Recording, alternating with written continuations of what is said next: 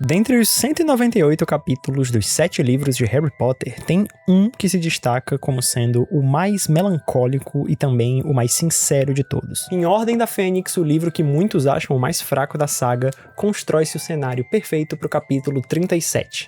A Profecia Perdida. É o seguinte, muita gente é fã de Harry Potter por aí e a maioria dessas pessoas nunca leu os livros, e às vezes mesmo quem leu, já leu faz tanto tempo que não lembra qual é o cerne de toda a história. Será que você consegue explicar todas as reviravoltas da trama e o que é que move, o principal elemento que move toda a história, o porquê que o Harry sobreviveu quando ele era um bebê, até mesmo como é que funciona o sistema de magia desse universo? O que é que faz os bruxos se unirem para lutar contra as forças das trevas, né? As forças do Voldemort. E o que é que faz o Voldemort querer lutar e bater de frente contra essa galera? É óbvio que durante toda a saga, muitos mistérios são estabelecidos desde o primeiro livro. E a gente vai sim obtendo algumas respostas até esse ponto aqui, né, o 5º livro, mas é só nesse momento que a gente começa a ter as respostas para a resolução da trama, o asfaltamento do caminho que vai levar até o clímax, lá em Relíquias da Morte. Esse é o capítulo onde, logo depois da morte do Sirius, o Harry pode pela primeira vez sentir o luto, e o Dumbledore, que vinha ignorando o garoto durante todo o romance, põe na mesa as questões que, de acordo com ele, deviam ter sido tratadas bem antes na história. Não é segredo, e é bem óbvio na verdade, que toda a saga Harry Potter trata de um grande tema, solidão. É isso que move o Harry desde o início da história, é nos amigos e nos familiares que ele vai conhecendo e fazendo pelo caminho que ele encontra a chave para conseguir se sentir bem consigo mesmo e conseguir viver a sua vida. E Ordem da Fênix é o livro onde o Harry se sente mais solitário. A sua ligação com o Voldemort vai se estreitando cada vez mais, as pessoas parecem não entender ele cada vez mais, e é verdade que isso é um reflexo da linguagem figurativa da narrativa, que no auge dos 15 anos dos nossos personagens, se sentir sozinho e um pouco melancólico faz todo sentido, então a trama se constrói toda em volta disso. Uma coisa que não foi adaptada nos filmes e que muita gente não sabe é que o Rony e Hermione se tornam monitores de Hogwarts nesse momento, o que significa que eles ficam bem ocupados e eles não têm tanto tempo assim pro Harry, o que faz com que ele não ande muito com seus amigos mais próximos por aí. É aí que ele se aproxima da Luna, por exemplo, enquanto muita gente acha ela estranha, inclusive o Harry no início, ele vai começando a entender como é que funcionam os pensamentos dela, porque ela é uma pessoa muito sozinha, não só por conta dos seus gostos, que as pessoas acham peculiares e aí preferem não se aproximar e preferem inclusive tirar sarro da menina, mas também por conta que ela também perdeu a mãe quando era criança. E o Harry logo se relaciona com isso. A verdade é que eu acho que muita gente não gosta tanto de Ordem da Fênix porque ele é um livro bastante introspectivo e é um livro bem grande, tem muita coisa acontecendo nele ao mesmo tempo, porque a história tá no seu ápice, né? O Voldemort acabou de voltar,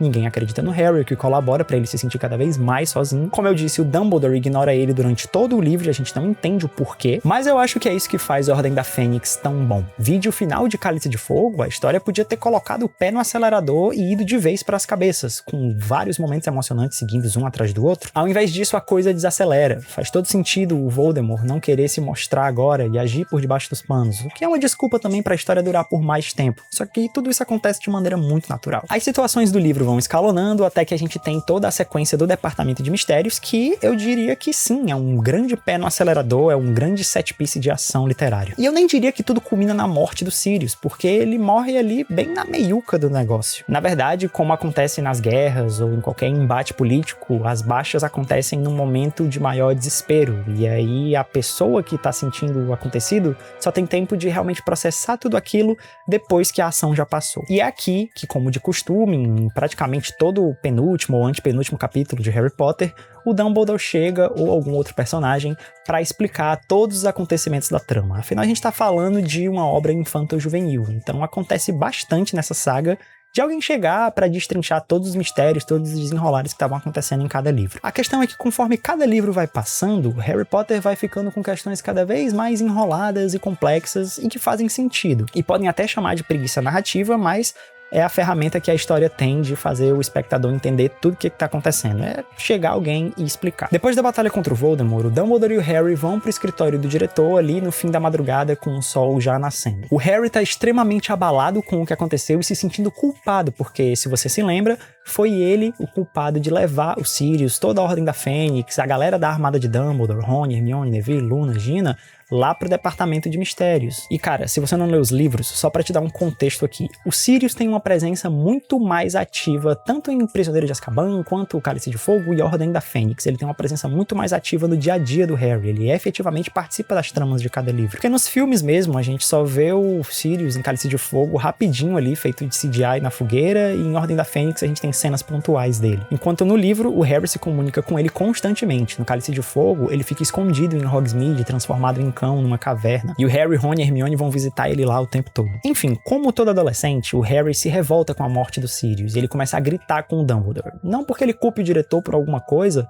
mas porque ele tá com raiva de toda a situação, com raiva de si mesmo. E é um momento muito singelo entre professor e aluno, porque aqui, toda a presença do Dumbledore com a qual a gente não pôde contar nesse livro é derramada em cima do nosso protagonista. O Harry basicamente destrói todo o escritório do Dumbledore, os quadros que ficam ali na sala do diretor ficam horrorizados, inclusive o Phineas Nigellus, que é um ex-diretor de Hogwarts, antepassado do Sirius, onde tem até um momento ali que ele fica abalado ao saber da morte do Sirius, o seu sobrinho, né? Ele era tio dele. E o Dumbledore simplesmente deixa aquilo rolar, ele deixa o Harry liberar todo o estresse que estava guardado dentro dele durante toda a trama. Toda a pressão de ter falhado nas aulas de oclumência com o Snape, como eu já comentei, se culpando pela morte do Sirius e por ter levado todo mundo lá pro Departamento de Mistérios. O fato dele não estar conseguindo desabafar de verdade com ninguém durante o ano todo sobre como ele se sente, o que tá acontecendo, e também não entender de verdade o que tá acontecendo dentro dele. Ficar duvidando de si mesmo, do seu caráter, principalmente pela sua ligação com o Voldemort, que ele acha que torna eles de alguma forma parecidos. E depois que o Harry dá uma desacelerada, o Dumbledore finalmente começa a falar. E aqui, numa primeira leitura, a gente acaba aprendendo sobre muita coisa. A profecia do Harry do Voldemort é aqui citada pela primeira vez. Inclusive, a gente descobre que quem fez a profecia foi a professora Trelawney, contrariando todas as piadas de ela ser uma charlatã. Aqui nós também aprendemos sobre a proteção que o Dumbledore jogou em cima do Harry. Basicamente, o Harry precisa voltar a morar com os Dursley todo verão porque o Dumbledore jogou um feitiço neles quando ele era um bebê. E ele ensina pro Harry que enquanto ele puder chamar a casa dos Dursley de lar, ele não pode ser tocado. E aí vem o principal ponto que eu queria falar desse vídeo. O capítulo 37, nesse diálogo entre o Harry e o Dumbledore, que é super bem construído, é o momento em que toda a saga começa a ficar redondinha e fazer sentido. Ironicamente, depois de muita gente ter achado o livro de Ordem da Fênix tão confuso e bagunçado, assim como o nosso personagem estava se sentindo. E sendo bem sincero, os mistérios da saga estavam se tornando meio assim também. Nós entramos a fundo na mente do diretor, pela primeira vez na saga, para entender como é que ele enxerga o mundo mágico. Ele fala bastante sobre o modo como o Sirius vê o elfo doméstico dele, o monstro, por exemplo, um reflexo de como a sociedade enxerga esses seres como inferiores. Isso tudo logo após a gente ter uma batalha bem significativa onde o Dumbledore enfeitiçou todas as estátuas que tinham ali no Ministério da Magia, seres humanos, centauros, elfos e duendes. Todos de igual para igual defendendo o Harry dos ataques do Voldemort, enquanto o Dumbledore tentava parar ele na batalha entre os dois. O Sirius tratava o monstro mal, mas não porque ele não gostava dele, sim porque via ele como indiferente, um ser inferior. E essa indiferença para com o monstro fez com que dentro do velho pequenino crescesse um sentimento de rancor contra o seu dono, o que de certa forma levou à sua morte, já que o monstro enganou o Harry quando o Harry tenta se comunicar com o Sirius para saber se ele tá no Lar Grimmauld, porque Voldemort implantou uma visão na cabeça do Harry mostrando que ele estava sendo torturado no Departamento de Mistérios. O monstro fala que o Sirius não tá no Lar Grimmauld, quando na verdade ele só tinha arquitetado um plano para fazer com que o Harry não conseguisse falar com Sirius através da rede de Floo, e aí o monstro efetivamente mentisse pro Harry, já que ele não deve nada ao Harry, já que nesse ponto o Harry ainda não é o dono dele. Mais tarde o Harry vai virar o dono do monstro, porque ele vai herdar a herança do Sirius. Basicamente ele mente pro Harry dizendo que o Sirius não tá lá, e aí o Harry toma a iniciativa de levar todo mundo pro Departamento de Mistérios, o que ocasiona na morte do Sirius. E o Dumbledore conta tudo isso falando que ele tá se culpando pela morte do Sirius, que ele tem uma parcela de culpa muito significativa sobre isso, que ele é o principal culpado, não o Harry. Muita gente fala que o Dumbledore é um cara frio e calculista, que não mede as consequências e que realmente criou o Harry só como um porco total pro abate. Mas o que o Dumbledore mais fala nesse capítulo é o quanto ele ama o Harry, na verdade. Durante todos os anos em que o Harry tava morando com os Dursley e que o Dumbledore sabia que ele tava sofrendo, o Dumbledore fazia aquilo porque ele sabia que era necessário. E desde o primeiro momento em que ele viu o Harry, principalmente a partir ali do final de Pedra Filosofal, o Dumbledore queria contar pro Harry porque foi que ele sobreviveu naquela noite. Só que ele não queria que o menino carregasse esse peso dentro dele. E é isso que o Dumbledore vai desenvolvendo ao longo da conversa. Ele fala que a cada ano foi ficando cada vez mais difícil contar pro Harry, mesmo depois do menino ter crescido e amadurecido, o que é que aconteceu naquela noite. Há uma sala no Departamento de Mistérios, interrompeu o Dumbledore, que está sempre trancada. Contém a força mais maravilhosa e mais terrível do que a morte. do que a inteligência humana, do que as forças da natureza. E talvez seja também o mais misterioso dos muitos objetos de estudo que estão guardados lá. É o poder guardado naquela sala que você possui em grande quantidade e que Voldemort não possui. Esse poder o levou a tentar salvar Sirius hoje à noite. Esse poder também o salvou de ser possuído por Voldemort, porque ele não poderia suportar residir em um corpo tomado por uma força que ele detesta. No fim, não teve importância que você não pudesse fechar sua mente. Foi seu coração que o salvou. Fica muito óbvio aqui que o Dumbledore tá falando do poder do amor. E tá aí, essa é a resposta. É sobre isso que é Harry Potter. É uma história sobre amor. Quando você pega todos os elementos em relação à amizade, à solidão do Harry, ao amor que ele encontra nos novos familiares e amigos dele, nos seus professores, no ambiente escolar de Hogwarts, em encontrar a sua família, né, a comunidade bruxa, a luta que o Voldemort tenta travar contra aqueles que são diferentes, toda metáfora para preconceito no geral, tudo gira em torno de o amor, a abundância ou a falta dele. No universo de Harry Potter, a magia funciona de uma maneira extremamente natural. Sabe no início, quando o Harry faz o vidro da jiboia desaparecer, e a gente também tem vários momentos em que o cabelo do Harry cresce depois da tia Petúnia fazer um corte feio, ou momentos até mais pra frente, quando a magia se manifesta sem o bruxo tá usando nenhum feitiço. Por exemplo, quando o Harry transforma a tia Guida num balão, a interpretação que eu sempre tive é essa, que a magia, ela faz parte da natureza, e tem seres humanos, né, os bruxos, que nascem com ligação direta com essa magia. E utilizar varinhas, estudar essa magia, fazer testes, tudo isso é uma forma de canalizar esse poder que existe dentro dos bruxos. Tanto é que no cânone de Harry Potter tem nações, eu acho que o pessoal da escola de Ouagadougou, na África,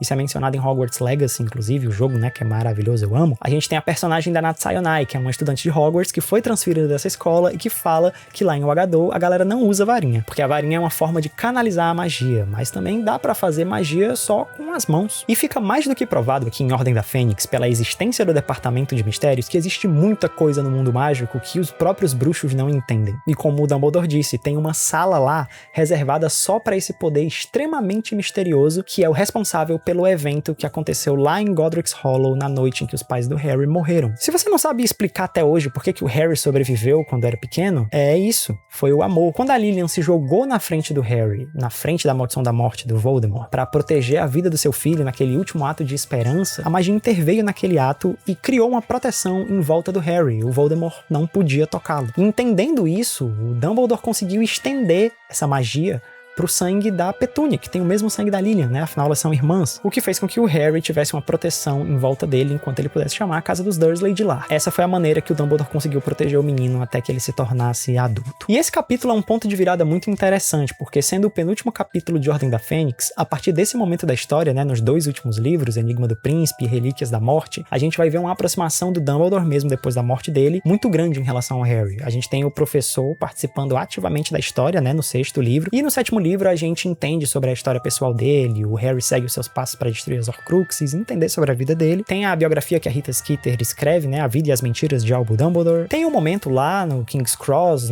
naquela espécie de limbo pós-vida que o Harry vai parar depois de morrer, né, pela segunda vez. Enfim, o capítulo 37 de Harry Potter e a Ordem da Fênix muda a perspectiva, muda a forma como a gente enxerga toda a história. É uma história com muito detalhe, com muita reviravolta. Se você não fica relendo o tempo todo, e muita gente não tem tempo pra isso, você esquece. Mas se você lembrar do capítulo 37, você vai entender muita coisa que acontece nos livros, e que os filmes não conseguiram traduzir direito, né? Harry, do you know why Professor Quirrell couldn't bear to have you touch him? It was because of your mother. She sacrificed herself for you. And that kind of act leaves a mark. No. This kind of mark cannot be seen. It lives in your very skin. What is it? Love, Harry. Love. Oi, meu nome é Cássio de Oliveira, eu sou editor de vídeos e criador de conteúdo. E deu pra perceber, eu acho, né, um grande fã de Harry Potter, que inclusive tá ansioso demais pelo lançamento da série. Lá no final do ano, quando ela estrear, eu pretendo analisar episódio a episódio de todas as temporadas da série, na verdade, né, assim que eles saírem na HBO Max. Eu tô extremamente ansioso porque parece que vai ser uma série que vai adaptar muito bem os acontecimentos dos livros. Eu não sou fiscal de adaptação, eu entendo que vai ter muita mudança, mas eu acredito que só por ser uma série que tá sendo produzida, diferente dos filmes, né? Com os livros já prontos, já todos terminados, ela vai ter liberdade pra fazer muita coisa que os filmes não tiveram, né? Fora que a gente tá vivendo numa época de fanservice, que é uma coisa que eu não gosto muito, mas como Harry Potter, pra mim, é a melhor história da cultura pop, aí eu dou o braço a torcer, então eu acho que eles vão querer sim ser bem parecidões com os livros, independente. Se você chegou até aqui, eu imagino que você tenha gostado do vídeo, então deixa o seu like aí que me ajuda bastante, o canal ainda tá no comecinho e eu tô tentando me dedicar a ele cada vez mais. Dá uma olhada aí no meu canal e se inscreve se você gostar de verdade do conteúdo. Valeu e até a próxima!